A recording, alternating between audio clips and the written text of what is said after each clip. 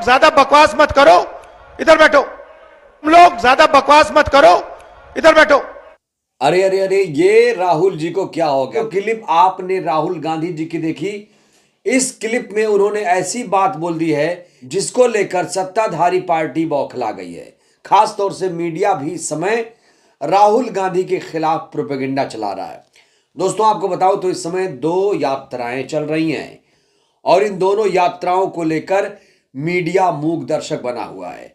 एक तरफ बीएसपी के नेशनल कोऑर्डिनेटर आकाश आनंद की सत्ता प्राप्ति संकल्प यात्रा चल रही है, तो वहीं राहुल गांधी की भारत जोड़ो न्याय यात्रा चल रही है। दोस्तों, इन दोनों यात्राओं के बारे में मीडिया में खबरें नदारद हैं।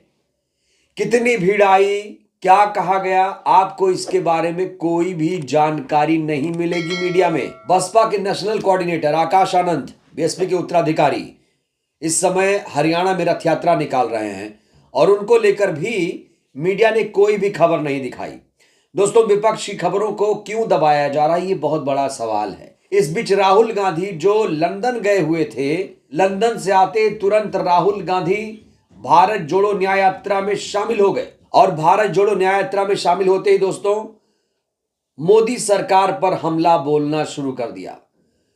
अभी अभी जो आपने क्लिप देखी थी, उस क्लिप में राहुल गांधी 73% आबादी की बात कर रहे हैं और राहुल गांधी 73% के सामाजिक आर्थिक न्याय की बात कर रहे हैं। वो कह रहे हैं कि 73% लोगों को कोने में बिठा दिया जाता है मोदी सरकार में, छोटे छोटे मंत्रालय दिए जाते हैं, प्राइवेट कंपनी, शिक्षा, स्वास्थ्य, मीडिया में 73% के लिए कोई भी जगह नहीं है। हालांकि उन्होंने मनरेगा के मजदूरों का उदाहरण दिया कि वहां पर सही मायने में सामाजिक आर्थिक न्याय लोगों को मिलता है। तो दोस्तों, राहुल गांधी ने क्या कुछ कहा है, चलिए मैं आपको सुनाता हूं। 73% को कोने में बैठा दिया जाता है, छोटी छोटी मिनिस्ट्री दी जाती है।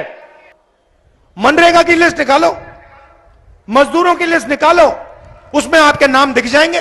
तो दोस्तों, राहुल गांधी ने एक बार फिर से मोदी सरकार पर, अंबानी अडानी पर हमला बोला और कहा कि 73% लोगों को डांट कर कोने में बिठा दिया जाता है।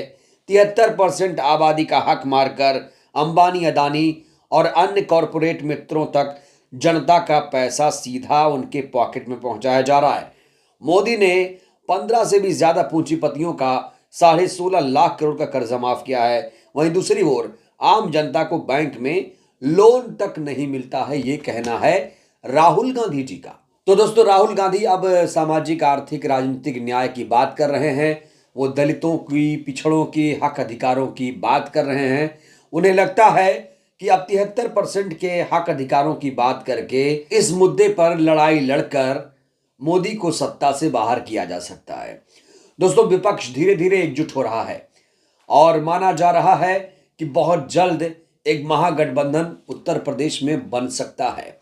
हमने आपको बताया कि जो बसपा के नेशनल कोऑर्डिनेटर हैं आकाश आनंद, वो हरियाणा में रथ यात्रा कर रहे हैं।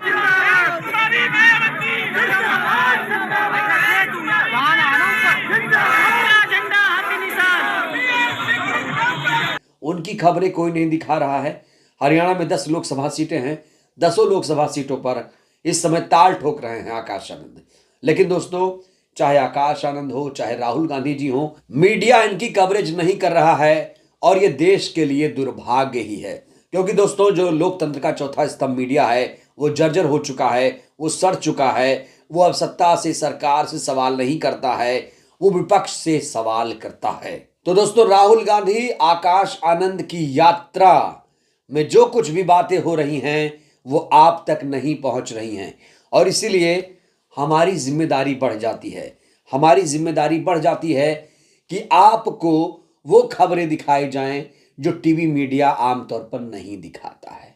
तो दोस्तों, इस वीडियो में फिलहाल के लिए बस इतना ही। आपको क्या लगता है, क्या वाकई मीडिया अब उस तरह से नहीं रहा जिस तरह से उसे होना चाहिए? क्या वाकई मीडिया अब सत्ता की चाटुकारिता करने लगा है? और चाहे वो आकाश आनंद हो, चाहे राहुल गांधी जी हो, इनकी खबरें क्या आपको टीवी पर देखने को मिलती हैं? अपनी टिप्पणी, अपनी प्रतिक्रिया आप जरूर दीजिए। बहुत बहुत धन्यवाद, शुक्रिया।